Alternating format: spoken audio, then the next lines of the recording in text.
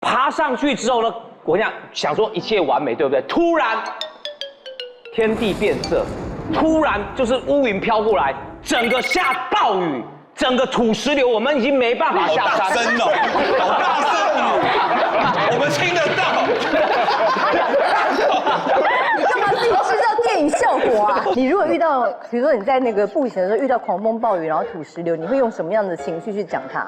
你可以帮我们直接讲一次吗？我应该也是跟小钟哥一样大叫吧？真的看到的话，对，就是比如说你现在你可以正在转述给我们听一次。转述哦。对，我觉得那个时候在爬山的对时候，然后走下来的时候，哇，就突然开始下雨，下雨然后那个土石流就像就是滚下来，很危险然后就开始对，真的那个时候真的很危险，然后我就开始在那边冲刺，哦好有然后在跑的时候画面哦还不小心滑倒，真的差点滑下去。哇，为什么他讲的就是听起来很危险，但是又不浮夸。对，所以他用低沉的声音可以完全表现出那种危险感啊。勇敢钟哥再一次，再一次，再一次。我不要，我路数不一样。